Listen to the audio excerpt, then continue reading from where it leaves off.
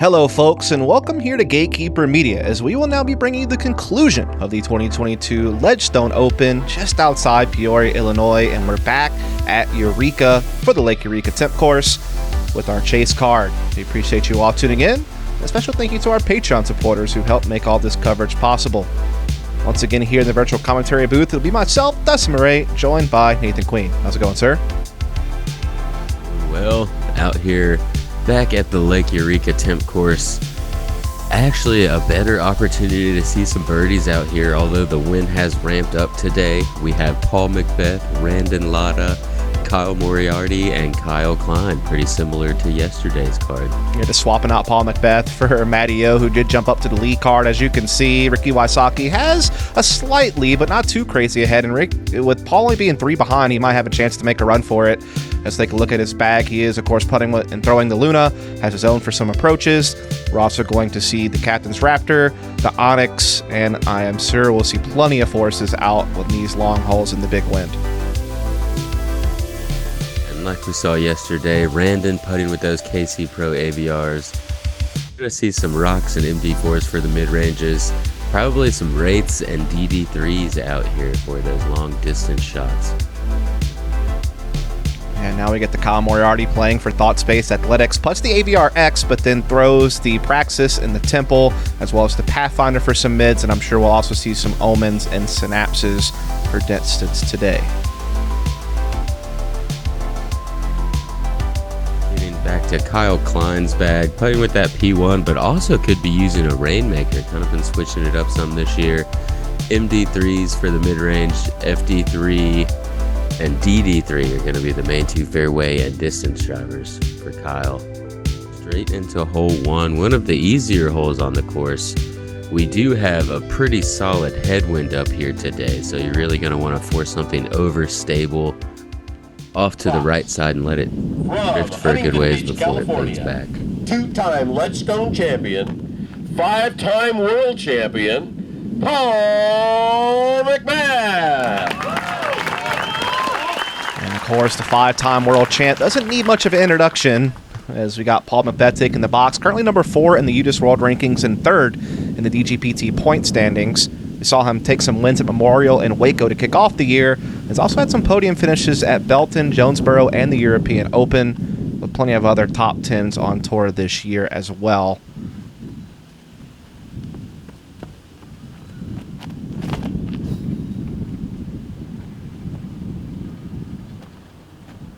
Does get that nice and forced over, making sure he doesn't go in the water.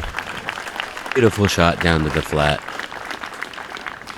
Next up, from Venice, Florida, Randon Latta. Now we got Randon Latta, again out of Venice, Florida. Been a pro since 2017 with 10 career MPO wins, and recently placed 15th at D-Glow heading into this event. As obviously did a great job on the chase card yesterday, remains here in a tie for 6th position, and still keeping it dapper with that flat cap, man.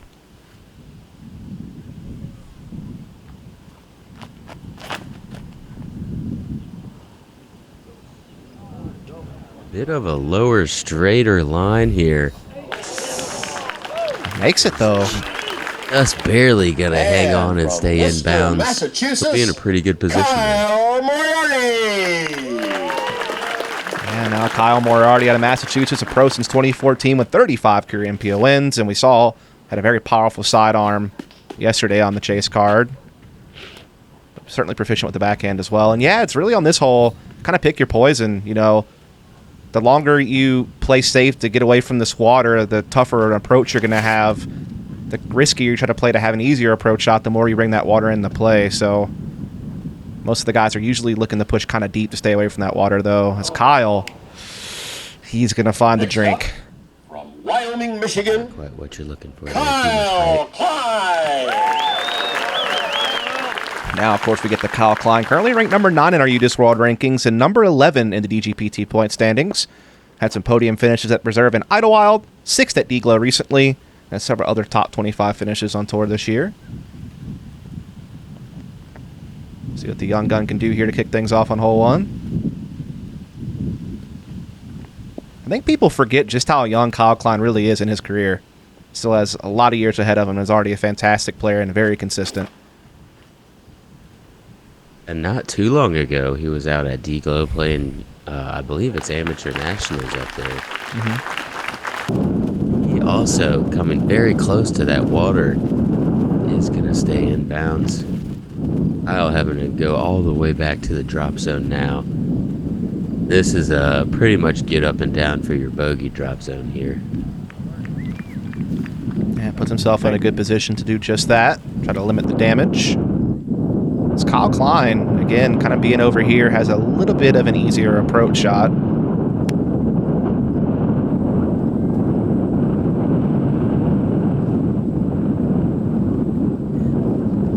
Almost takes advantage of it, gets a little roll into those bushes. Hopefully he'll still have a clean look from down there. I tell you what, that tree behind the basket is a magnet. It pulls in many a disc throughout the day. But not this one. Paul doing it well there to keep it short. Circle one. Really in the ideal spot down there. You get to throw uphill. As long as you don't juice it, you have that backstop. You don't have to really worry about this water over on the left side. Good upshot there from Randon. Maybe a little longer than you want it to be, but still well within circle one for birdie.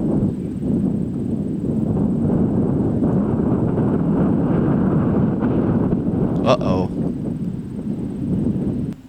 Trying for the hero shot there. Looks like he may have gotten lucky and stayed in bounds. Still have an opportunity to clean up a bogey. Paul McBeth gonna card the birdie to start the round, making that first move. Yeah, again, coming into the day 3 strokes behind, knows that he needs to play a really high-level game to run down Ricky and the others on the lead card. Kyle will not be punished. He will indeed stick with the bogey after having to go from the drop zone. That was a big throw off of the drop zone for him to be close enough to even run that putt. Yeah, that's true. Here's Randon for birdie. That'll do. Great way to start the round. 61% of the field did get the birdie on this one, so although that headwind was there, the shortness of that upshot making these players feel like they have to get it.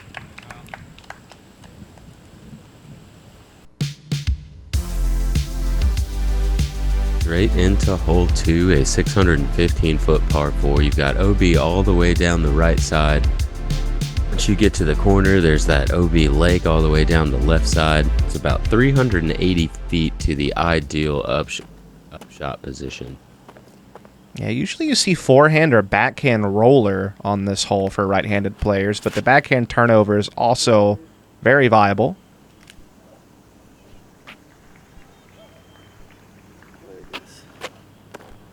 Paul slowing it down a little bit there. Looked like it was going to fade out, but threw a slow enough disc. He should have a good hyzer approach into the pin. Just have to worry about that skip into the lake. This looks overturned from Randon. Needs this to fight back. Oh, that tree kick might have saved him.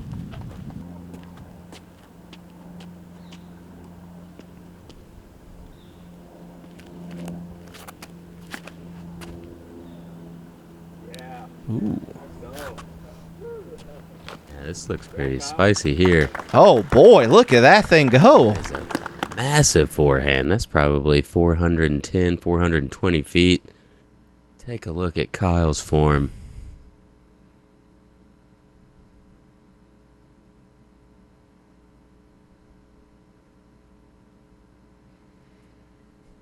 There you go. Take from that what you will. As I've said before, can't break down that sidearm very well. Kyle Moriarty has lots of speed and the distance to get there, right down there where Kyle Klein got to. A bit high. Yeah. Gonna catch some branches up there, though. Yeah, it does find that ceiling. See what he can do here. Picks up the same disc. Oh, catches another on the way up to the green. Still will have a chance to play for par, though, I'd imagine.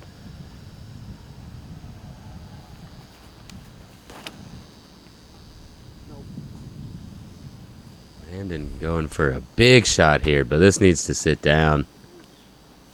Not quite gonna do so. Got a lot of distance Be about pin height, but putting for par. Paul has kind of a tricky lie here with this kind of fenced-in sapling in front of him. But able to hang out something pretty wide here. Comes up short of the green, though.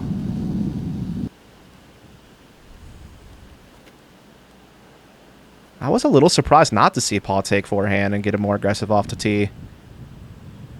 Definitely has it in his locker. Yeah, I'm not sure what the backhand play was really venting. I guess that forehand could skip off to the right side. Not feeling like throwing something too understable. I also know that he's had some injury earlier this year where he wasn't throwing the forehand at all because of that. I'm not sure if that might still be a factor as well. So we are going to see a little chip up there from Klein. Didn't have much work to do after his tee shot. Fortunate little roll out there to get away from those branches. He's going to have an open putt now instead of having to crouch down a little bit. Oh, with a nice floaty bid there. Very nice touch to give it a run, but not really go too far past. As you can see, those low branches coming into play for Moriarty there. As I've learned today, his nickname is Wads. Okay. Didn't Any backstory on that? Okay, yeah. I missed the origin of it, but if we maybe call him Wads throughout, then okay. Maybe he's earned wads of money with his 35 career MPO wins out in the Northeast. That's gotta be it. Gotta be. Well, you know, that's my interpretation.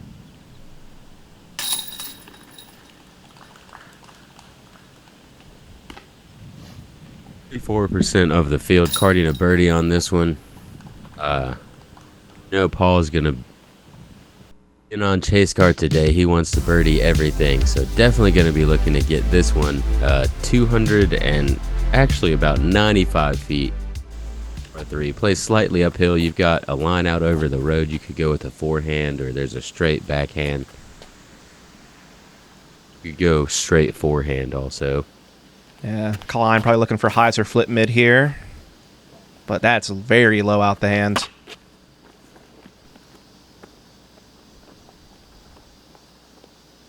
This is putter for McBeth, it looks like. Oh, get down. Down. Uh-oh.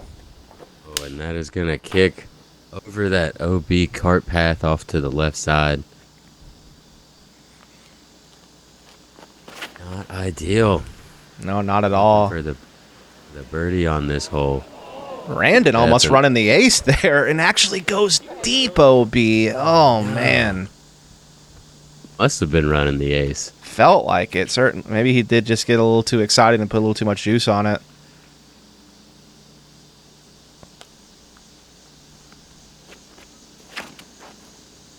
See if Wads can save the card here, but still a little bit low. We don't really have too much of a birdie look here on hole 3. No, certainly not. Looks like it's going to be a par for him, unless someone hits something big from distance. And McBeth is going to have to hit big from distance just to get that par. Oh, that's true, yeah. Luckily, Randon doesn't have much work to do to get his.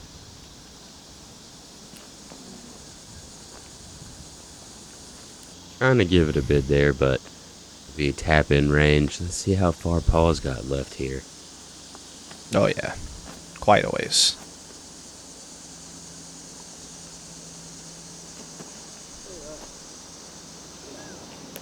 Gonna be able to do it. Even through 3 start for Paul.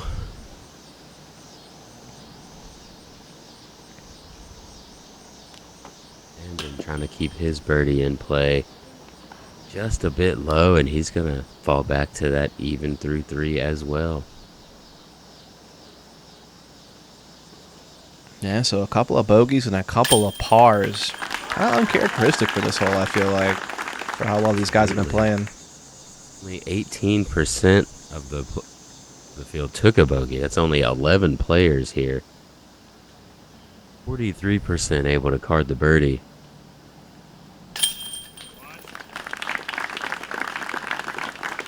Sometimes the easy holes can be that point of your round, though. Have a Bad hole on an easy hole. Next thing you know, you're birdieing the hardest hole on the course.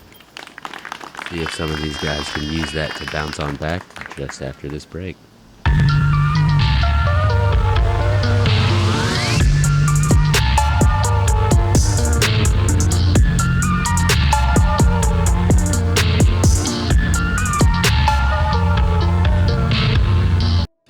My name's Garrett Gerthy. People may know me as Double G, and I've been making Double G craft jerky since I was 16 years old. Whether I'm at home or on the road, Double G craft jerky is the snack that I go for. I've actually found myself eating Double G craft jerky on my long drives to the next tournament. We all know Double G's got a big arm, but he's also got a big heart. Every bag of Double G jerky that you buy supports children's disc golf and goes to a great cause. You can find Double G craft jerky at doublegjerky.com.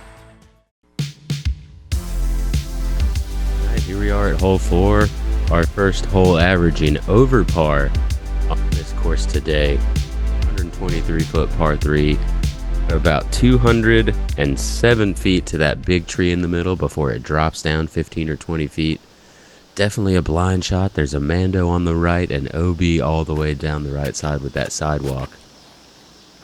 Difficult shot to get the distance on. Yeah, very, very touchy hole with the OB right and getting stuck in these woods left, forcing you to scramble. But a pretty good shot there from Kyle, probably just near the circle's edge. Yeah, he would take that 4 out of 4 times.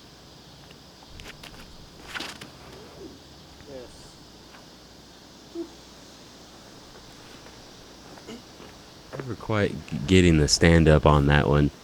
Most likely going to be a pitch up from there. Pretty difficult to run those long circle 2 looks on this one. Yeah. Definitely requires a very particular flight to get the distance as well as settle in for the putt. Oh, catching the ceiling is McBeth. And he's having kind of a cold start here, which he can't really afford, being already behind by a few strokes.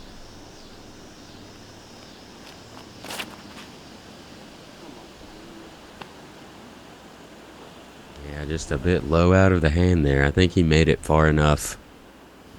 Be able to just barely see the pin, but gonna have to throw a really touchy upshot here. This is pretty quickly. Yeah, he's gonna slide into that circle too. Much longer par look than you want. Oh, maybe not. I would say he's just near the edge, but yeah, definitely still a tester putt for sure. You see McBeth giving this a slight little Annie-putt bid. Catches that last tree. Could have been fortunate it caught that last tree. That also had a lot of speed on it. And there's some trees just to the right of that basket. Could have kicked it OB. Just a layup for Kyle. Taking his medicine. And yeah, a long par putt still here for McBeth. But able to find it. Really well done. Right in the corner pocket. What a save. Let's go ahead and watch that again. And best spot to hit it. Low right side. Not much chance for it to do anything too funny. Very great par save there. And Kyle ended up sneaking into those woods a little bit farther than we thought he did. Man, that's very true. So he has what's probably somewhat obstructed. Maybe 35-footer or so. Maybe a little more.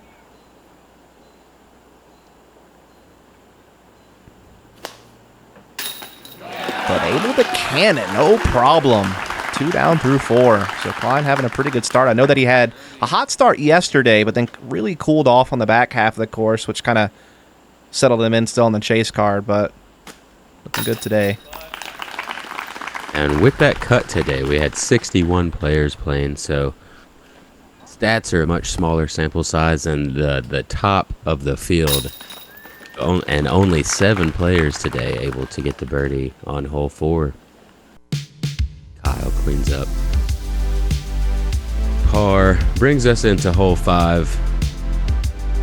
Really don't even like talking about this hole, but it is the most difficult hole on the course, averaging at a 3.57.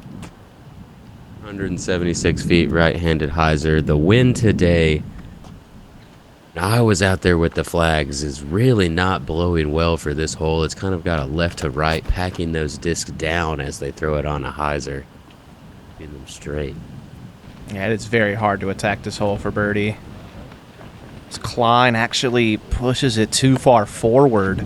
Oh, and may have caught a stool. I don't know if that kept him out or not, but did kind of nestle right up there at it. Again, this is a very much risk-reward hole. How much do you want to try to attack the pin? The more you try to push it more forward towards the pin, the more ground you have to cover. This is a safe play here from Kyle. Just looking for it. The hyzer route, layup for par. But he also pushes it forward. Yeah, these safe plays are not even easy on this hole. That OB is about 70 foot wide at its widest point, which is going to be pretty much directly at center field, this baseball field. Oh, McBeth's going for it, though, and he has a history with this hole. Gets to the circle's edge, or just before it, really. That's a fantastic shot. Very difficult to do.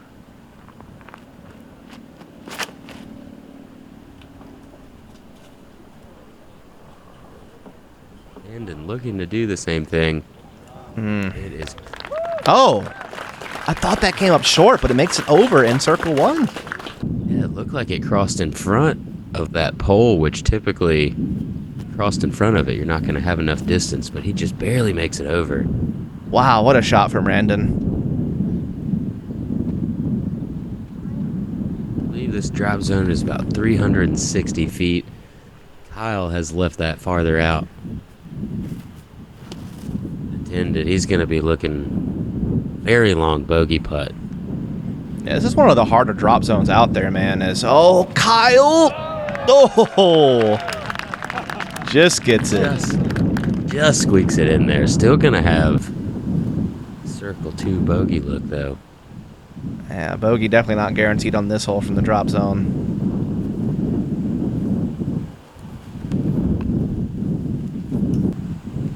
Those flags blowing towards Kyle. He was definitely expecting that to lift. He had a headwind.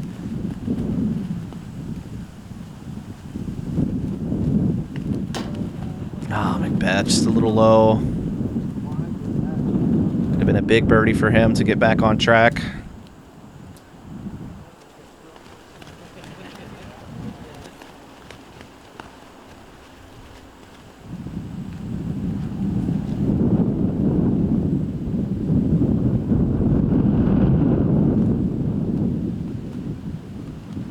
So We here's... aren't there yet, but you see the water tower there looming in the background. We do play right next to that at one point during this round.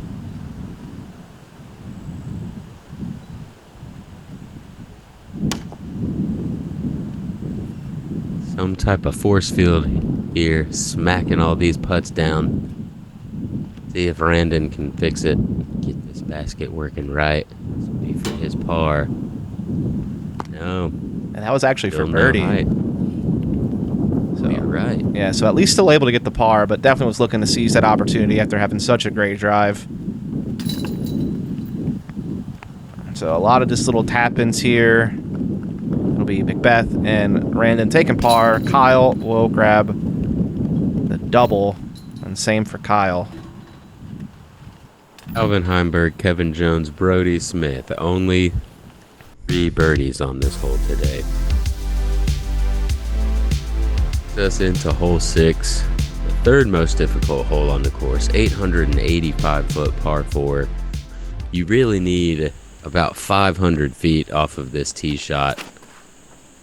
Not be in too scary of a position to attack the green. However, you only have about a 50 to 70 foot at the widest oval around the basket. Land your disc in for your second shot. OB everywhere here.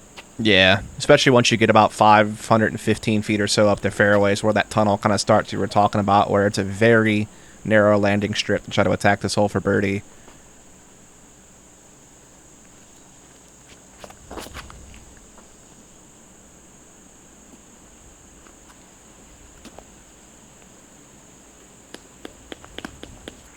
Great shot from Kyle there, staying close to that OB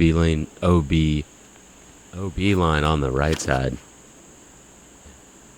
Too much OB out here. I can't even say it anymore. There is a lot of roped OB on this course. No doubt about that. That's almost a par play. Moriarty landed at right there. Randon trying to get this to go. Definitely has the distance we saw in the last hole. But This is low. And that grass does not really allow for skips.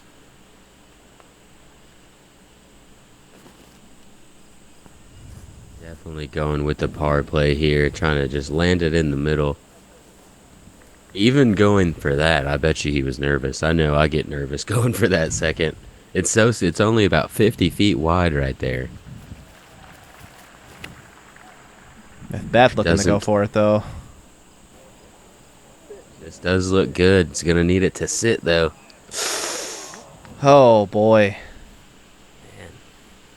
And this is just not the start McBeth required to try to chase down the leader. Is Klein also looking to go for it here? I believe Kyle was in the best position. He's pulled this out wide. It does get back into it.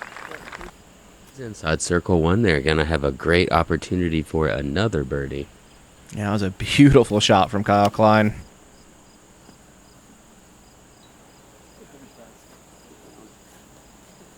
That's Randon throwing 4, trying to get up there and at least salvage bogey, limit the damage, and gets into circle one. Great recovery shot there. This is up a little bit higher than you want. So close. Almost catches some tall grass to stay in bounds, but not quite this time. Looks like he was only OB by inches. McBeth's going to be taking a number on this one as well. Hurts your feelings a bit when you play for par and end up taking the bogey anyway. Yep. Here's Klein for birdie. Count it. That's a great bounce back after the double on hole 5. Yeah, gets him back to under par pretty quickly. Now after going OB, this is going to be for his bogey here. Needs to make this. I know that he was having some troubles on the putting green yesterday as well. Seems to have continued a little bit here. Yeah, and he's also finding that OB.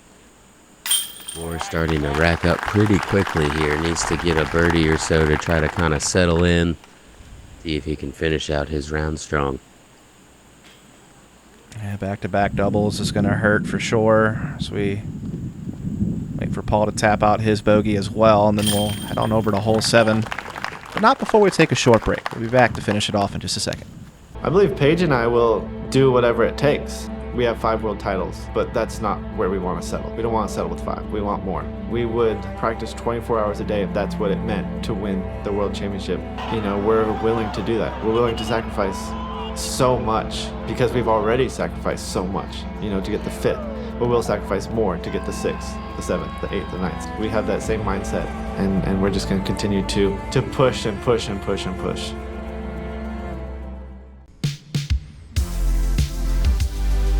To hole 7, easiest hole on the course, averaging a half-stroke under par, 275 feet. Straight shot, hyzer stand up, or just flat forehand. There's OB on the left side, but really shouldn't come into play as long as you don't grip lock into some trees and kick that way. Kyle, A little deep. mashing a shot. Yeah, that was mid in his hand, but he gets it well past the pin. And if you're McBeth and Kyle right now, and even Randon, you know that you need this hole to get back on track after the slow start.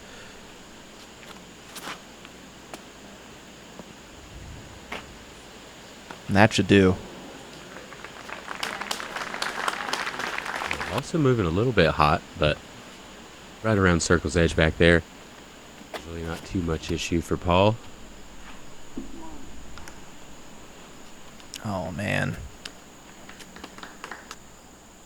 Nice of that to kick back to the right side instead of OB, but not quite what he was looking for. Oh, man.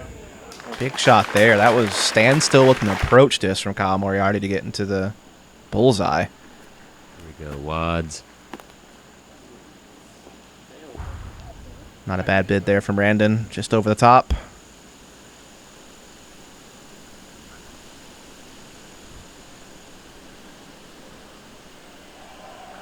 Kyle's come back here from circle 2. Beautiful. Can it for the full bounce back now of that double bogey. Back to back to get to 2 under par. Here's McBeth for his first birdie of the round here on hole 7. Try to get back to even. And no! That is such an uncharacteristic miss. Yeah, just pulling it off to the right side. Maybe feeling a bit uncomfortable, a bit out of sorts as he's over par for the round and knows that he is not doing what he needs to do to make that push. Yeah, he's going to have to get hot here soon to keep himself in contention. As Kyle will pick up a birdie. Definitely much needed.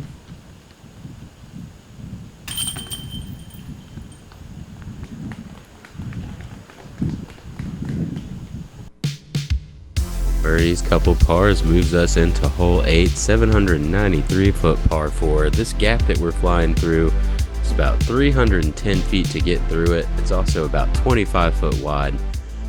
Ideally, you'd like to get 400 plus off of this tee shot to be able to approach this very tight green that we have with OB on the left and OB on the right.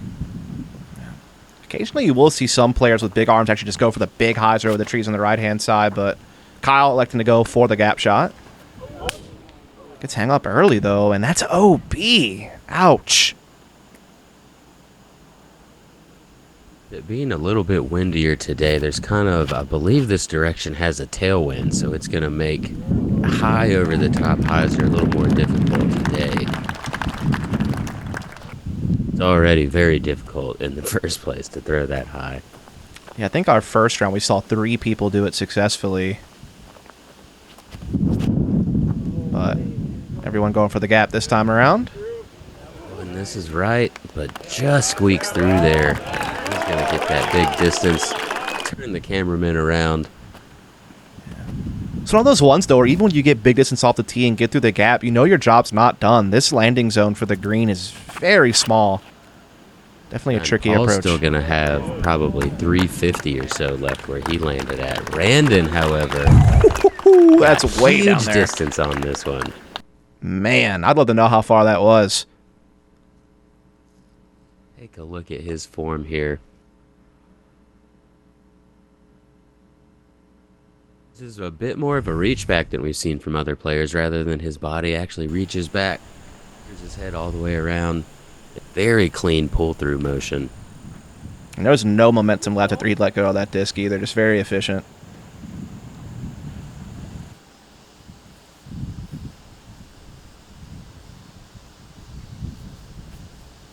Not a great shot from the drop zone there from Kyle.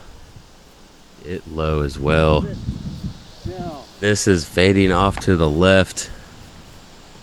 It'll be dry, but in that OB. Yeah. So when you check the OB sheet, does it say surrounded by water or past the line? No such I luck. actually didn't walk down to the pin on this one, but hopefully there's a line there. Yeah, I imagine so. I mean, there's plenty of lines on this course, let's be honest. Yeah. So McBeth pulls that a little deep, but still inbound to the chance for birdie. Again, still yet to find one. Already through 7 holes, so...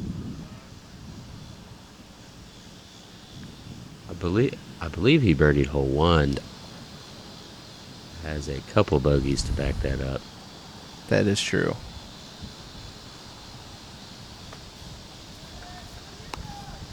Randon going with the forehand into the green, try to control that distance with the hyzer angle, but gets a bit of a bounce. Should still be inside circle 1 though.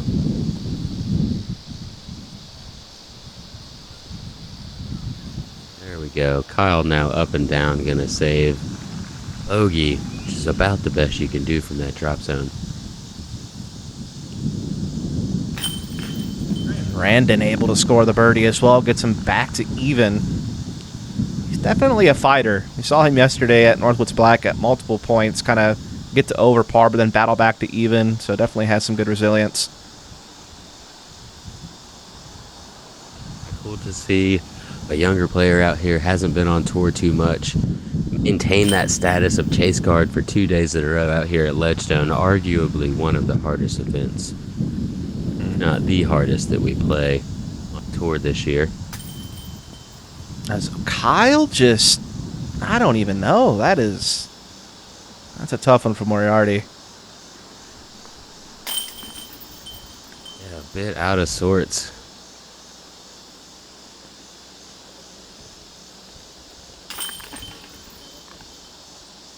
End up with another bogey there, along with Kyle Klein. Oh, did get 2 birdies. 354-foot par 3. You've got this island green, I suppose. It's got a bit of a landing zone off to the left if you come up short. Have to make it onto this island, otherwise you go to a drop zone. McBeth looking to go back-to-back with that drive. Certainly got himself in the circle. Randon playing a lot safer with his shot.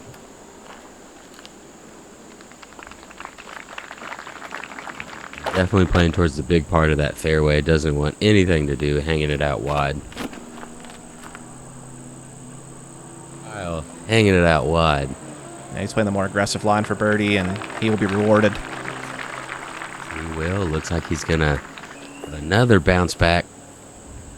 Should have a pretty easy birdie look there.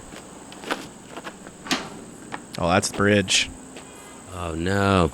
And throws it to the drop zone. That's about where the drop zone's at. This is a 270-foot shot here.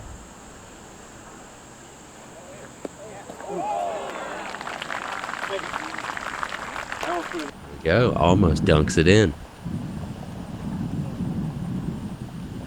Now we got to Randon. He's got a long bit ahead of him here for birdie. Well in circle 2. Just going to come up a bit short. You are out here in the open right now and can feel all kinds of wind going on. It was very swirly today. Beth goes back-to-back, finally under par for the round since first time since hole 1.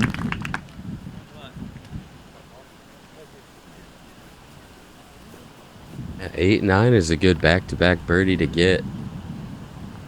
He's going to look to continue and try to stretch a 4 or 5 together here. Kyle Klein also going to card that birdie to finish 2 down for this front 9. Wads look to clean up this back 9. Yeah, he's certainly got some work to do to keep himself in a good placement. We're going to see Randon finish off the par there and get a couple of birdies for Kyle Klein and Paul McBeth. As you can see, McBeth, a little bit of a cold start here to the first 7 holes, but able to go back-to-back on the final 2. Maybe that's the spark he needs to kind of get back going. As we are going to take a look at the leaderboard here, we can see that Ricky Wysocki is starting to create some distance at this point in time. Gannon Burs's still just a couple of strokes behind the challenge him, but he's really put himself in a great position to win. And we'll see how things finish off on the back 9. I appreciate you all for tuning in. Special thank you to our Patreon supporters who help make this all possible. Hope that you'll follow and subscribe so you can catch the rest of our coverage of Ledgestone as we conclude the event in our next video, as well as the rest of our coverage of the Pro Tour this year, as well as a few other independent events. I'm Dustin Mouret, and with me has been Nathan Klein. We hope you have a good one.